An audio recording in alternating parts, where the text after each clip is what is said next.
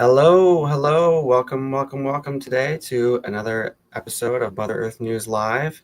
With me today, I have Dalia Monterroso again, also known as the President of Chickenlandia. She is a backyard chicken educator, as you all know, out in the Pacific Northwest, and the author of the book, Let's All Keep Chickens. When she's not teaching classes like this today, you can find her on the popular YouTube channel, Welcome to Chickenlandia, as well as across all of the social media. Welcome, Dalia. How are you doing today? I'm good. How are you?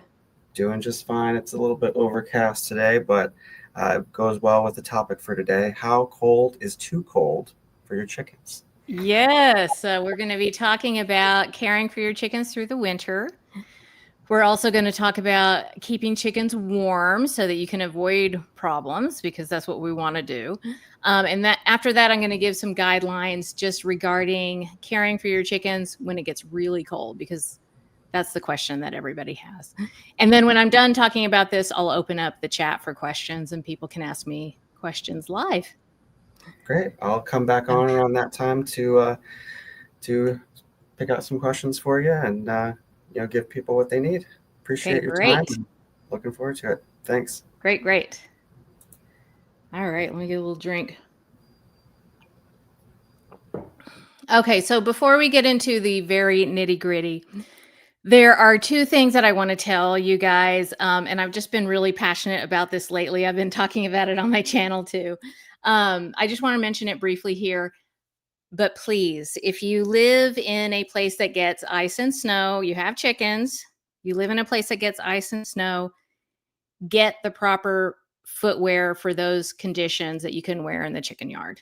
Okay. And I know this is kind of like a no brainer, but I did not, a few years ago, actually, it was like 2 years ago, we had an ice storm here and I have pretty mild weather where I live, but I just didn't have the right footwear and I injured myself. And that injury took like 2 years to heal. Okay, so make sure you have good winter boots for the chicken yard. You can get ice cleats. Those are really helpful if you get a lot of ice where you are. I'm just on a mission. I'm on a mission to share that because the last thing you want to do is take a fall in the chicken yard. The other thing, if you live in an area that gets lots of snow and ice, you might want to invest in like a wagon or a sled or something that's going to help you if you need to haul water or if you need to haul feed. Okay, these are the things that I want you to think about. Hopefully it's not too late where you are. You might be in a place where it's already really cold and there's snow on the ground. But these are the things that I really tell people to think about before winter starts. Just plan like where you're going to keep your feed, how you're going to haul it, how you're going to haul water, because those are probably things that you're going to need to do. Okay. All right. So, depending on where you live, you may be past this little bit of advice, as I was just mentioning. Some of you already have snow. But if everything isn't already frozen, a frozen wasteland where you live, then my first suggestion for you would be to do a deep cleaning of your coop right now before the cold temperatures start. Okay. In the winter, when chickens are cooped up, there is more of a chance for ammonia buildup in the coop, especially if the conditions aren't that good in your coop. Your flock can get serious health issues from ammonia exposure. So we want to mitigate that as much as possible before, go into the winter with a clean slate. All right. So take care of that now, and you'll be much less likely to be facing a problem during a time when it's a lot harder to do a deep cleaning. Okay. You want to go into the winter with a flock that is as healthy as possible. So make sure they're getting good nutrition, good supplementation, like a calcium supplement that can be oyster shell, it could be limestone, it could be their own eggshells crushed up and given back to them. If they need grit, if the environment that they're in, they don't get grit naturally, they can't find it naturally, you need to make sure that they have that. And then the other thing that you really should do right now is check them for external parasites. That's mites and lice. in most places right now, you're more likely to see northern fowl mite and scaly leg mite. And these are little critters that do better in the cooler weather. So these are two parasites that live on the body. They're not like poultry red mite, which is like you would find that um, on the walls of your coop or in the crevices of your coop, and then they come out at night and bite the chickens and then go back to their little areas of the coop. But northern fowl and scaly leg might actually live on the chickens. So if you see them, you really want to handle that now. I can't really go into like treatment options for you right now because that would make this webinar very long. But I do have some videos about that on my YouTube channel. So it's very easy for you to search for those and find them. They're very easy to find. Okay. The other thing, and this also has to do with external parasites. This is very important. You want to make sure. Oh, hold on. Drink of water. You want to make sure that your flock has somewhere to dust bathe even during the winter months. Okay. So in the winter, obviously, and even right now in some places in the fall, it's harder for chickens to find a place to dust bathe in their natural environment. And you really want to supply that for them. Okay. This is important because external parasites, depending on the species, they can hibernate. Okay. So even if you don't see them over the winter, when the spring hits, suddenly you will have a big problem and nobody wants that. So you want to handle that now. The other thing is it offers them that kind of enrichment. Like dust bathing is a really important kind of instinctual thing that chickens do. They do it from the time they're little babies. They start to dust bathe and it's really funny. And they do it for their whole lives. It's like a social behavior and an instinctual behavior. So it's better, especially when they're cooped up more in the winter, to supply them with that. And that, actually boredom can become a major problem in the winter. Okay. Like I said, a lot of chickens are more in a more confined space. Boredom can lead to compulsive behaviors that we don't want to see, like bullying or feather picking. It can lead to stress. Stress can lead to disease. Disease can lead to parasite infestation. And it's just like this cycle that we don't want to get into because it's once you're in that cycle, it's harder to get out of it. Okay. So right now, make sure that your chickens have enough enrichment in the space that they will, if they need to be confined to a certain space, if the weather is bad outside, then make sure they have enough enrichment within that space. Okay. And, if you need to create more covered space, more areas for them to get out of the elements, right now is the time to do that. If you need to add some perches, some dust baths, make a spot where you can hang a cabbage or put a flock block, start thinking about all that stuff now and do as much of that as you can now, because bored chickens will get into trouble. All right. And we don't want that. They'll get into trouble that causes stress, that causes disease. And also you will stress out. So we don't want that. We don't want to stress out. Okay. Let's see what's next. So a lot of people get worried this time of year, especially new chicken keepers. But the one thing I really try to remind people is that chickens in general, okay, in general, they do better in the cold than they do in like really hot temperatures. Okay. Of course, this depends on the breeds. There are certain breeds that they might fare better in the summer. But for the kinds of chickens most of you have that are likely watching this right now, you generally need to be less worried about them through the winter than you do in the summer. Now, the summer can be really tough for a lot of people. Okay. So the main thing that you need to remember regarding the winter season is that it is actually moisture that is the enemy to your chickens, much more than cold temperatures. Okay. If it's just cold and there's low moisture, then you will have way less issues than if you have cold temperatures and a lot of a lot of moisture, a lot of condensation. Okay. Moisture can lead to chickens getting frostbite. It can lead to respiratory issues. Moisture plus ammonia is like something you don't want. Okay. Um, the way that you combat moisture is to make sure that your coop has enough ventilation to keep the moisture level low. Okay. And I know that's a little bit counterintuitive because we think, oh, we've got to make sure there's no air getting into the coop, but that's not true for chickens. We insulate our homes, but for chickens, they have their droppings in there and they're generating moisture. Actually just their breath is like generating moisture. And of course their droppings are generating moisture. And so that's why it's really important to control that in the chicken coop and make sure you have good ventilation.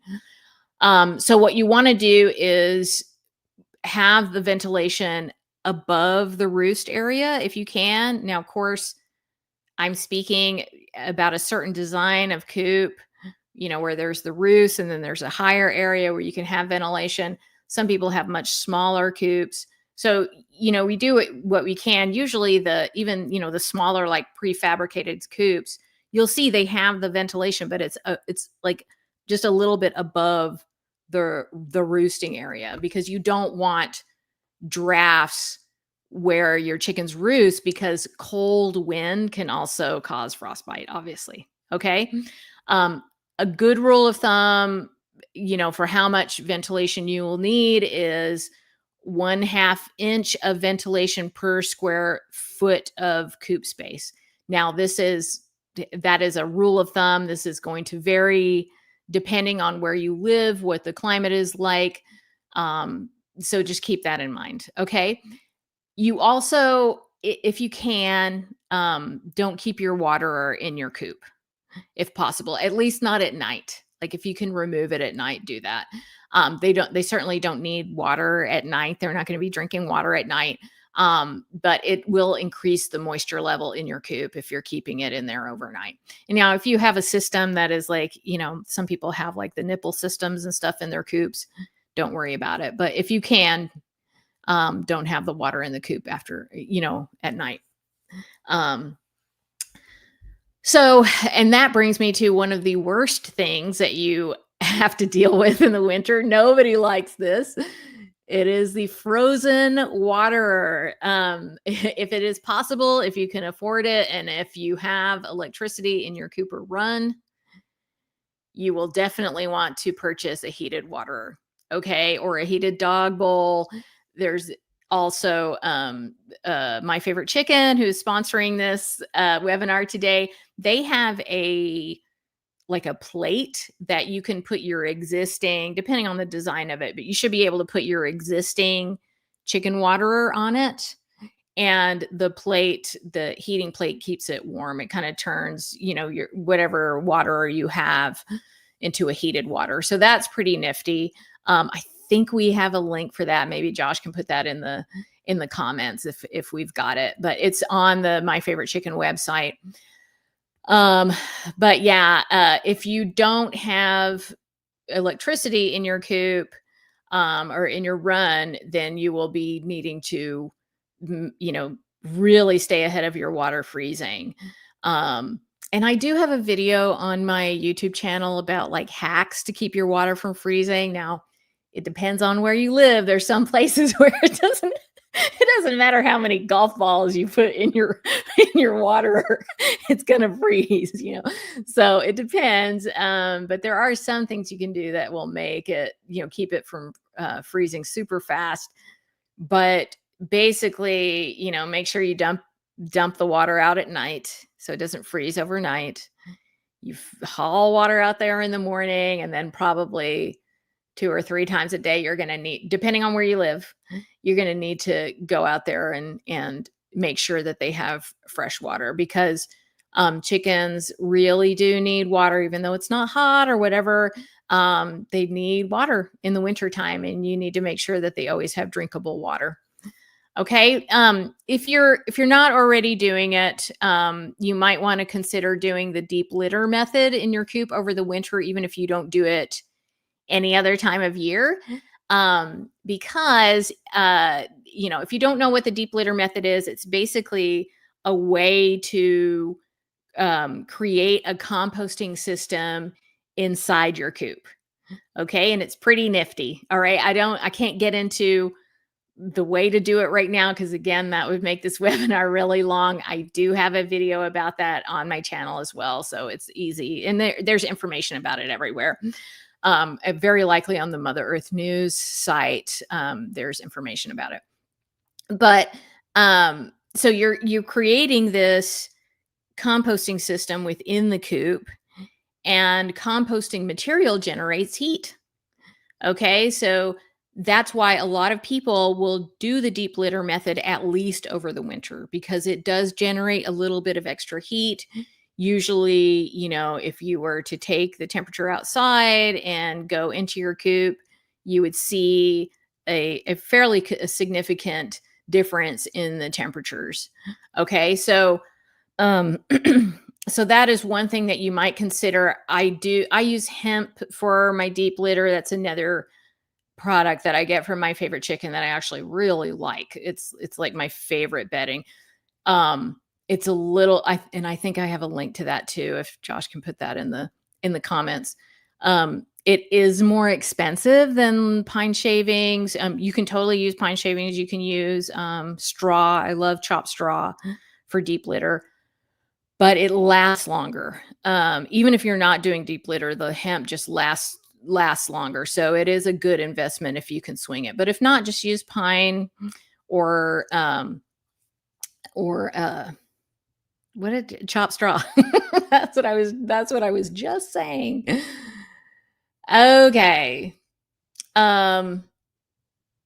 So if you live in an area where there is harsh wind, like where we live, there's not a lot to stop the wind. In my old place, I lived in a subdivision, so there was a lot of fences, a lot of trees, and so the wind wasn't as brutal as it is where we live now. But if that's the case for you, if you are in this area where in an area where there's this really, intense wind that hits your chicken run, especially if it's for extended periods of time, you might want to consider wrapping at least part of your run, if not all of your run, depending on the size of it, in some heavy plastic to keep the drafts out so that your flock can have more usable space. Just make sure this is, it's just like your coop. Your chickens need to have adequate ventilation in that area. Okay. So you wouldn't want to completely wrap it up like a, like a sandwich and saran wrap. You don't want that. You need to have some ventilation. You just put it up high, some ventilation in that area so that you don't get, just stagnation in the air. Okay. You want good airflow, especially at night, if they're going to be in that area at night. If you feel like your coop needs more insulation, okay, you can hang blankets up in the coop. You can hang cardboard up in the coop. You can put extra bedding in the coop. I even when it got really cold, we had a few days last year where it was in the single digits, which where I live is very cold. I know some of you are laughing right now, but where I live, that's really cold. It was like 4. I'm like, this is the surface of the moon. But during that time, I got some extra bales of straw and I kind of stacked them up to create more insulation in the coop. You can also just put more bedding in the coop during that time to just make it a little more cozy, add a little bit more insulation. Of course, the best thing for you to do, especially if you live in a very cold area, is to add that insulation when you're building the coop. All right.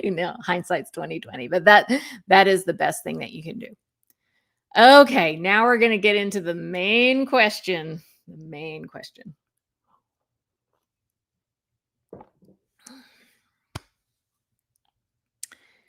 Do you need to add supplement? I messed that up.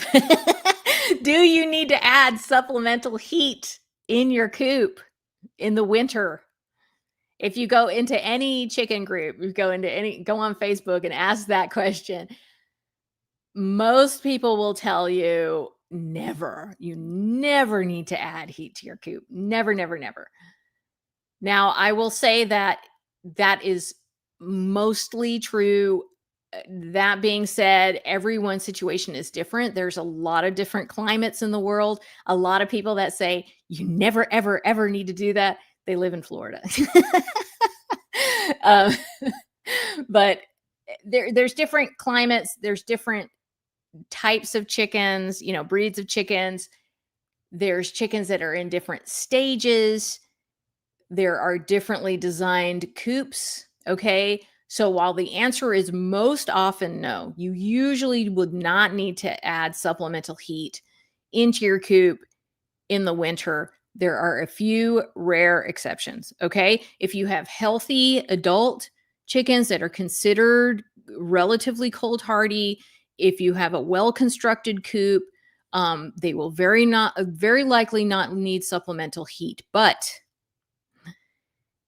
you might consider adding supplemental heat to your coop and I'm talking about safe supplemental heat. Okay. I'm not talking about putting a heat lamp in your coop.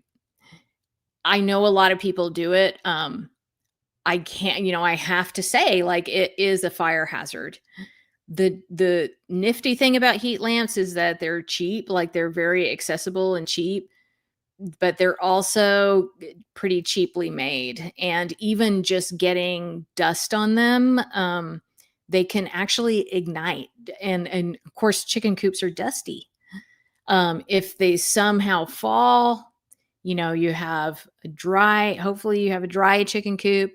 You've got a very hot heat lamp into dry shavings, that you're going to have a fire. And it happens every year. There are many, many chicken coop fires. I totally understand if that's the route that you want to go. You just want to make sure to keep it clean and to secure that thing. And I mean, like, secure it just more than you think you need. Okay, so that it doesn't fall. So there's my thing about that. Okay. So you might consider adding supplemental heat to your coop if you have chickens that are super young. That means they are very newly feathered. Okay.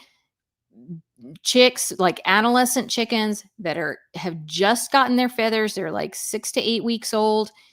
Even if they have all their feathers, they can't go from being under heat immediately to freezing temperatures. They can't. Like that, you can lose your flock. I've seen it before where somebody was like, oh, they don't need heat, but it was freezing outside and their chicks were 8 weeks old, fully feathered, and they put them outside, and that very drastic change, she lost her flock that way. So that can happen. They need to be slowly acclimated. You can put them outside during the day, put them in the garage at night, however you need to do it, or add a little bit of supplemental heat into the coop. Usually if they're cold hardy by about 12 weeks, they'll be just fine. Just do kind of that slow acclimation. But I really would discourage people. I know some people do it, especially the fewer chicks you have. If you put them out and they're newly feathered, sometimes that can cause problems. Okay. If you have chickens that are super old, they may not be able to regulate their temperature as well. That's just what happens when we get older. It's happening to me, like right now. If you have chickens that are not considered cold hardy and you live in a very cold climate, of course, it depends on how cold it gets, then you might need to consider supplemental heat. If you have some kind of super fancy chicken, a rare breed with a 10-foot long tail, or a little tiny frizzled, sizzled bantam, whatever, depending on how cold it gets in your area, you might consider supplemental heat. Okay. Now, a chicken like that, even in some people start to worry, even if it's in the 30s. And I can't imagine, unless a chicken was really frail, or if it's a baby chick, or a sick chicken or something, most chickens are okay in those kind of temperatures. Really, when it gets into the teens is when you're starting to be like, okay. But I say that with my disclaimer rolling. Every situation is different, okay? And it does depend on the construction of your coop and the level of moisture you're having to deal with, all that kind of stuff. If you have chickens that are special needs or have chronic illness, you might consider adding supplemental heat to your coop. If you have very high humidity in your local climate, and you've tried everything and you keep having problems with frostbite and or respiratory illness, don't worry about it. Just get some safe supplemental heat for your coop. Okay. If you live in an area that has extremely cold temperatures, I'm talking -15 and below, depending on the construction of your coop and the breed of chickens that you have, it is certainly not unreasonable to consider offering supplemental heat to your flock at that time. Now, that's not to say that there aren't chickens. There are chickens living in Minnesota, living in, wherever super duper cold places, that even in -40, they don't have supplemental heat. Now they likely have very experienced chicken keepers that have a very well constructed coop. It's well insulated. There's not a lot of moisture in the air. And the type of breed it is, they don't, they have very small combs. They're very cold hardy chickens. But there are certainly chickens, many, many flocks living in very cold areas with prolonged freezing temperatures that don't have supplemental heat. The thing I want you to remember, not just in winter, but throughout the year, when it comes to caring for chickens, is that your chicken yard and your situation is unique. There is not one chicken yard in the world that's exactly like yours, okay? And so that's why I always say to follow your gut. All right. If you feel like your chickens need supplemental heat, or maybe you just have one or two chickens that are like, for whatever reason, they're old or they're a different kind of breed or whatever, they're just not as hardy as the rest of your flock and you need to put them in your garage at night, just do it. Don't worry about these kind of like scenarios that you will see a lot in the chicken world where everything is just black and white. Nothing really is like that. Okay. There's a lot of nuance to it. You have a certain set of circumstances, a certain set of conditions in your chicken yard, and you have to evaluate that and make the best decision for your flock. Okay. That being said, I will say, if you do need to add the supplemental heat, there is one thing that you should know, and that is if you lose power, it is not a good scenario. Okay, so that's another reason why we have to kind of weigh the risks.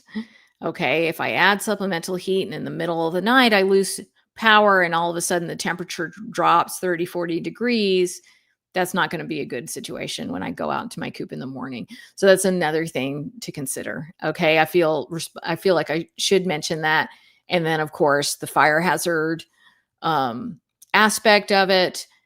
I use radiant heaters because I do have a lot of special needs chickens, and they are sweeter heaters. I'm not sponsored by them. They're not sponsoring this seminar, but those are the ones that I found that I like the best. But shop around. Sometimes you can find stuff like that used. In Chickenlandia, one of the rules to mindful chicken keeping is follow your heart. All right. And that's what I want you to do. Ultimately, do what's best for you. Chickens have been by our side for thousands of years, and they're going to be just fine through the winter. Before you know it, spring will come. And then there'll be lots of eggs and baby chicks and sunny days. And it'll be like the winter never happened. And then the following year it comes back and we're totally surprised by it, which is what happens to me every time. Okay. Well, I hope that helped to put your mind at ease. I hope you got some good information from that. I am about to open up the chat for questions, but before I do that, I want to remind you all that this Mother Earth News live webinar was brought to you by the folks at My Favorite Chicken. My Favorite Chicken is an online shop where you can get your feed. I get my non-GMO, organic, socially responsible feed from there. I get my chicken supplies like First Saturday Lime, my nesting pads, my hemp bedding. And they also have like fun chicken stuff, like a chicken purse, a chicken apron, all that. You can find all this at more at My Favorite Chicken. And I believe that link is in the chat. Okay. All right. So let's do the Q&A now. If you guys have questions, if you can please post them in all caps so that I can see them, that would be very helpful to me. I got these new glasses and the progressive part isn't working that well. Or maybe my eyes got worse between the time I got the glasses. Okay. We have one here. I can read it while people are typing it. Some of the other ones. How should I prepare my chickens for extreme cold weather events? Well, I mean, these are all the things that we just talked about. Like you need to think about, do I need to wrap the run? Do I need to add some bedding to the coop?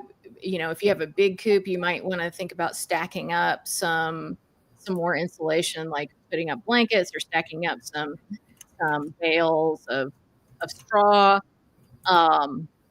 If you think about the kinds of chickens that you have, if you need to bring a couple of them in, if you got a couple of old ones or a couple of whatever frizzles or whatever, you can bring those inside, or you can have this, have the supplemental heat ready. And then also think about what you need to do, like how you're gonna haul the water, how you're gonna haul the feed, that kind of stuff. But when chickens, just remember, chickens they're wearing a down coat. Okay. Even on their face, like they got a down coat. And then when the coldest temperatures happen at night, they're roosting. And I'm getting some feedback, Josh. I don't know what's going on, but I'm getting some feedback over here. I don't know if the audience can hear that. So when they're roosting at night, they're generating heat as a unit. Okay. So if you go up to them with a thermometer, it's going to be warmer where they're roosting. Okay. But, just batten down the hatches. If you need to add extra bedding, if you need to wrap the run, whatever you need to do, I would do that before the weather event starts, and then think about how you're going to be getting them feed and water, because that's actually the most important thing. Okay. All right. Rita asks, I just moved from Arkansas to North Dakota. What advice would you give to someone who is keeping chickens in a colder region than what they're used to? If they've had, so I assume that you brought your chickens with you. If they have time to acclimate to the weather, they're going to be okay. Like, depending on the breed, you may have to take extra precautions depending on the breeds that you have. But if you have cold hardy, relatively cold hardy breeds, if they have that time to acclimate, they're going to be just fine. And then just think about, the extra things you might need to do with your coop and run if needed, that what I was just talking about. But, assuming you didn't move from, it was 80 in Arkansas and you got to North Dakota and it was negative, it was freezing already, that's a big change. But if it's not like, already in the negatives, I wouldn't worry about it too much. I think that they would have time to acclimate. If you want, you can give them, I use a product called Rescue Remedy. It's a flower remedy. And you can get it at like PetSmart, or you can get it on Amazon or whatever. And I will put that in their water. And just for a move in general, like that big of a move in general, that will help them to kind of get used to all those changes.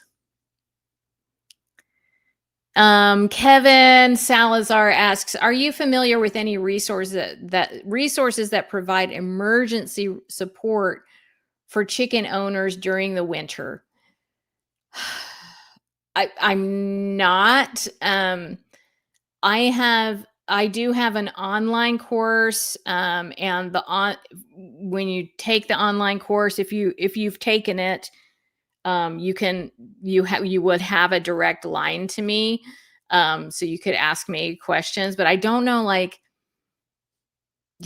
don't know any kind of emergency resources, but I will say there is no shortage of information. Like if you have something going on, even at just going to my YouTube channel that's free and doing a search, you will probably find answers.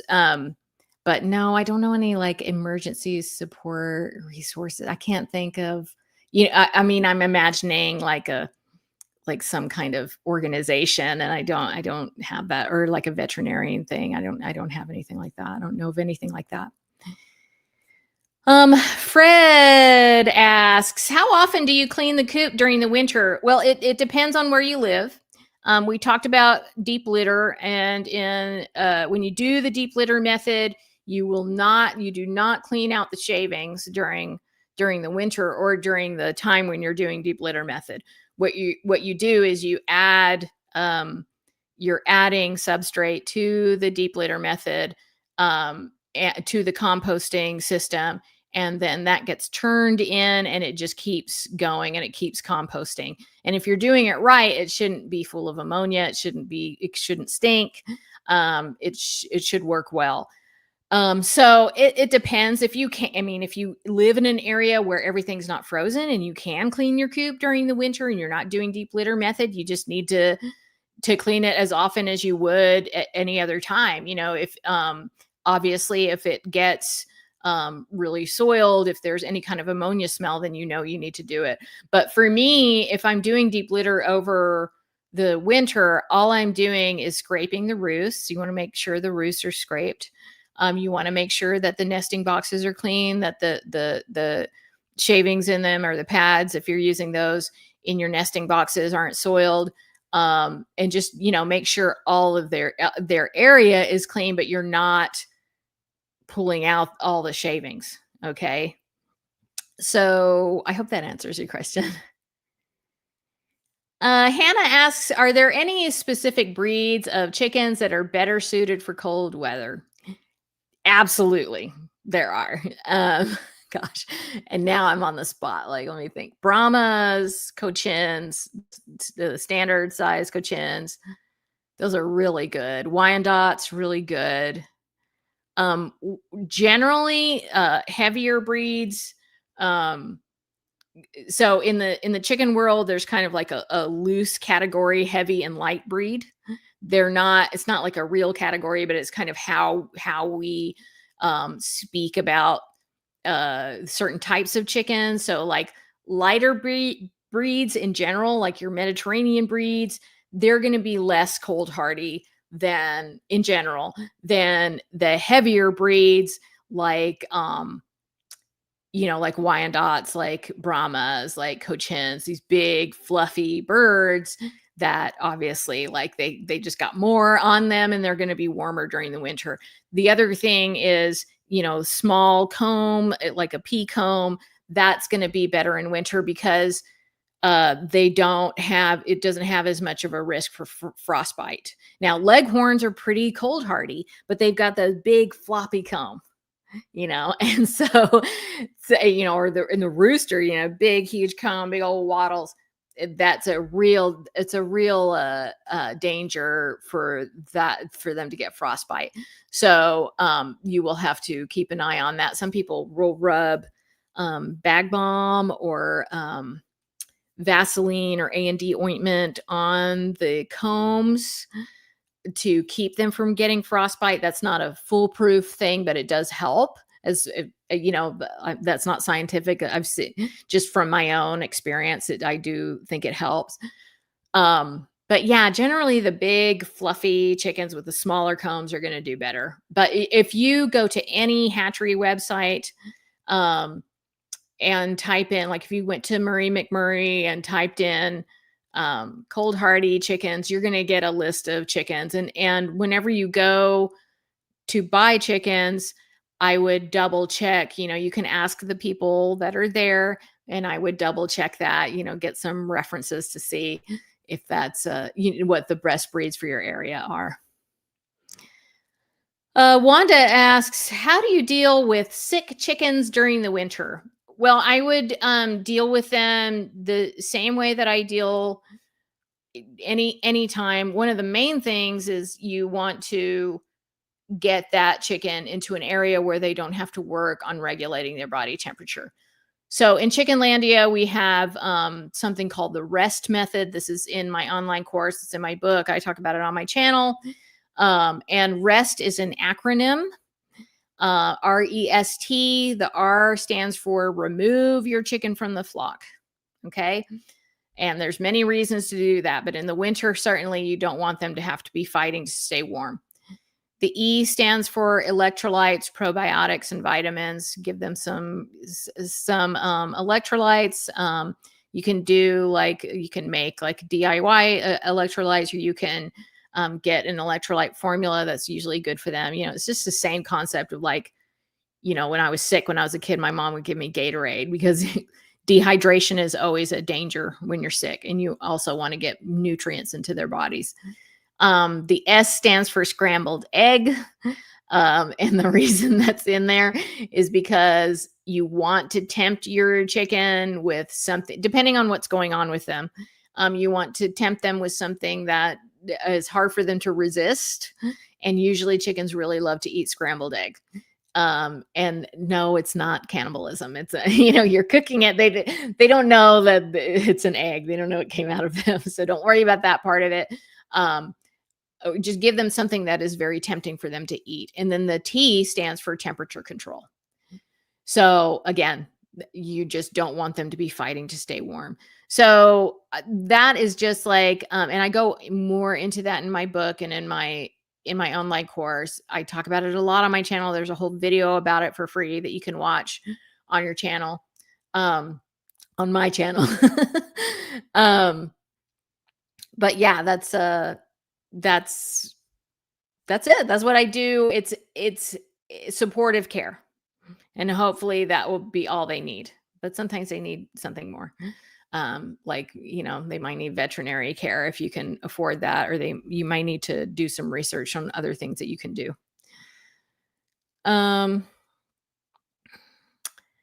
Yeah, Daria, I don't know about Daria is asking, would extension services be available for emergencies? And I don't think so.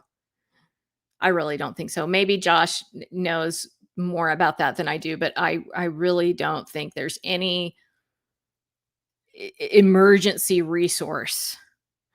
Yeah, I wish there was, I wish there was. Oh, well, Angelina, look at what Angelica wrote. The British Heirloom Chicken site has a great DIY page to diagnose an issue. There you go. Daria asks, is there any way to increase egg production during cold weather? So it's actually not the cold weather that stops chickens from laying in the winter. It is the number of hours of daylight that they have. So they need to have a certain number, a certain amount of daylight in order for that ovulation cycle to happen. Okay, so when the winter comes and the days get shorter, that's actually why they stop laying. It doesn't have to do with the temperature. It has to do with the amount of light exposure they get during that time. So really, the only tried and true way to get more eggs in the winter is to add supplemental light to your coop. Okay. I would recommend doing some research into that. Just generally, I would say add that light in the morning and not in the evening, because in the evening, the chickens, that them going to roost is a very important instinct for them to act out. Okay. That's where they are kind of performing their pecking order. That's a communication between them. It's an important instinct for the flock. Also, there, if you watch chickens, when the sun starts to go down, when it starts to get darker, and you watch them have this process of they're all looking up, they're all going into the coop, they're all going to roost. You'll see that it's this whole ritual that they have at night, and that's very important. You also don't want just the lights to go out and they're, they can't see very well at night. So I would add that supplemental light in the morning, and that's really the only tried and true way to get more eggs when the days are shorter. Fred asks, what should I do if eggs freeze? So there's one answer to that question, and there's two answers to that question. One of them, my disclaimer is rolling, like, technically, once they freeze, I think there's certainly people that would say, there's too much of a risk of bacteria. You don't, if you thaw them out, maybe you would not eat them. I would put them on the counter until they weren't frozen, and eat them the next day. That's me. Okay. But my disclaimer is rolling. All right. Oops. Okay, sorry. Rita asks, did I just skip a whole bunch? No. Okay, Rita asks, can chickens handle a large amount of snow, like a foot or two? I mean, yeah, they depending on the chicken, they're not going to go out in that. But what you can do is give them a little path. Some chickens will go out, and they'll be like on top of the snow. But I've seen what a lot of people do is they'll give their chickens, they'll shovel a little path for their chickens so that they can go out. It's really not the snow that's going to keep them in. It is if they have a path to walk in. It is the wind. It's the cold might keep them from going outside, but the snow, it doesn't seem to bother them, just as long as they have somewhere to walk. But a foot, I mean, considering like there's chickens that live in areas where there's like a lot more than a foot. And as long as they have like an area to go out into, they'll do it. Now, I will say this, a lot of chickens will go outside, even if it's very windy, they'll go outside, and a chicken can get frostbite very quickly. So if it is in the single digits, if it's below 0 and there's a lot of wind, just remember, like, if they get outside, if they're able to go outside, they may do that and they may get frostbite. I had a friend of mine a couple of years ago the rooster, she had this super cute rooster. He's still cute. But he had the big old comb, and he went outside because he's like, I'm a chicken and I want to go outside. And he was outside for like maybe 15 minutes, and his comb got frostbitten. So it can happen really fast if there's a real low, like, wind chill, a really heavy wind. Okay. Is there a good way to test what kind of bedding my chickens prefer? I would say it's more important if you like it, because your chickens they're not gonna be picky about it. Okay. Like shavings, like pine, aspen, they will like that they're gonna like that. They can peck and scratch through it. They will like chopped straw. Chopped straw has, sometimes it has little things in it that they can eat. And the hemp is great. But I would concentrate more on like what, of course, number one, what you can afford. And number two, what is easiest for you. The one thing I don't recommend, especially during the winter, and I've had a lot of people get mad at me about this, because in the chicken world is a big controversy, but I'm not a huge fan of sand in the chicken coop. And maybe if you live in a really dry climate that doesn't get a lot of moisture, if you're in the desert or something. But if you're in an area where there's any kind of moisture, it's just sand is so permanent, that if anything happens, if you get parasites, if you get disease in the coop, like you have to remove the substrate in the coop if those things happen.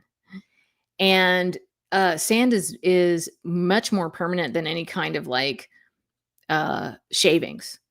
So yeah, that's why I don't really recommend sand. A lot of people use it and they really love it, but I'm not a huge fan of it. And also it's like, it's cold. Sand is cold. I can't imagine like getting out of bed and like, you put your feet in the cold sand. So yeah, I mean, I think that's great. You want to know what bedding they prefer, but I don't think that, I mean, as long as it's nice and cozy for them, I think they're going to do great, and they'll be perfectly happy and grateful to you for whatever you choose. Shirley asks, how do I keep my chickens from destroying my flower beds? Well, you have to put fencing around the beds. Like there's, they see vegetation, they will go after it. Like that's what chickens do. They peck and scratch. There's some plants that chickens will not destroy as much. Like I have juniper bushes actually they're kind of like mini trees in my chicken yard, and they don't destroy those. There's other kinds of evergreens that they don't destroy. But when they're growing, I had to protect them. I had to put wiring around them. There's really no way. And you've got to protect your flower beds. You have to put some kind of chicken proofing around them. You either need to confine your chickens or you need to confine the beds, because there's really no other way to keep them out of there. They're going to make dust baths and dig up all your beautiful flowers. That's what chickens do. Betty asks, do you give your chickens any herbal remedies during this time? I do actually. And I talk about this in my book and in my online course, but I have the two top herbs that I really like for chickens are oregano and thyme. And especially in the winter, those two herbs are great for keeping either respiratory systems healthy, for improving their general immunity. They, I think it's oregano has some coccidial, I think that's how it helps to protect against coccidiosis, which is an intestinal disease that some chickens can get. And, antibacterial, antimicrobial, some antibiotic properties. They're just great. And I will just take, I make, during the fall when they're molting and during the winter, I will make my chickens a suet treat. And when I do that, I will add thyme and oregano, and I'll also add a clove of garlic, like mashed up. And I have a video about that on my channel. It's a pretty recent video where it's like DIY treat for chickens or whatever. And it just shows how to make this suet treat for them. But you can get thyme and oregano and like scramble it up in eggs or whatever and put some garlic in the eggs, minced garlic in the eggs, and give that to them. Those are really good for them in the winter. Literally lemons. My Australorp Easter egger mix is currently in a super hard molt. Yeah. Is it normal for them to walk a little sideways off and on toward the right and squatting lower off and on while walking? I have seen that before. That's a very hard molt. What I would do if I were you, I can't guarantee that it's from the molt, but a lot of times the chickens are so kind of depleted, and their bodies are working so hard and they're not like all of their nutrients is kind of going to grow those new feathers. And so they might be struggling a little bit. If I were you, I would be making sure that that chicken got a little bit of extra nutrients, maybe a little bit extra protein, a little bit extra fat, a little bit extra carbohydrates, just to make sure that they're getting everything they need. And, I was just talking about that suet treat that I make for my chickens. That's a really good thing to give them when they're molting, because it's got a lot of fat. It's got, I make mine with a product that I get from Grubbly Farms, but you can put you could put cracked corn in it, or you could put some kind of grains in it. You just want to put like nutrient dense things in it to encourage them to eat and get some more nutrients into their bodies. And so I wouldn't give a suet treat in the summer, obviously, because it will melt, but also because it's too heavy during that time. But when they're molting and in the winter, it's a great time to give it to them. So I would keep an eye on her. I may even do, for something like that, I'd probably do the rest method on her for a couple days at least and keep an eye on her, and see how she does. And if she starts to kind of improve and look better, then I would put her back out with the flock. But I do have one chicken that has that, where she starts to walk backwards whenever she molts. And that is, that chicken already, she came to me with vitamin deficiency because she was on Amprolium for too long, Corid. She had been treated, she almost died when she was little from coccidiosis, and Corid is it does deplete vitamins in the chicken. So, it seems like every time she molts, she's like kind of like a little bit wonky. So I keep an extra eye on her. Okay. One more question from Hannah B. A friend of mine is wanting to give me 4 of her hens, and I'm uncertain of their breed. Should I be concerned? I don't think the breed is, I'm concerned that the breeds won't do well together. I think it more depends on what the dynamics of the 2 flocks are. Okay. So, every chicken, regardless of breed, is going to have its own personality. It's an individual. But then also a flock has its own personality. Every flock has a different personality. So you can have a flock that's a little bit more happy-go-lucky. You can have a flock that's a little bit more intense when it comes to pecking order. I would certainly try and do a quarantine for at least a couple of weeks, just to make sure that the chickens are well. I would treat them for parasites on their body and scaly leg mite before they go anywhere near your flock. But as far as like whether or not they're going to get along, you will not really know that until they are together, until you're integrating them. Now, there is a process of integration, and my feeling is that it will likely be just fine. Like they'll work it out. It'll be a little bit rough at first, but they'll work it out and they will get together as a flock. Okay. I do have videos about integrating new chickens into an existing flock on my channel. So you can check that out. Of course, there's information about that in my book and in my course, but yeah, I don't think I would be like, it's just so hard to know what the dynamics are going to be until you're actually dealing with it. But I will say I've never had a chicken that I couldn't integrate into my flock. Okay. I want to thank all of you so much for being here today. I know Josh mentioned my website earlier. welcome to chickenlandia.com. You'll find all the links to my socials there, my YouTube channel, my podcast. I do have a podcast called Bach Talk. That's BAWKTAWK. And of course, you will find information about my online course there and my book as well. And make sure and check out My Favorite Chicken. They are my absolute favorite chicken company. So the aptly named, great company. And yeah, thank you so much. Thanks, Josh, for having me on today. I had a lot of fun. Thank you. Appreciate it. And yeah, thanks again to My Favorite Chicken for sponsoring today. And hope to see you all back next time. Yes.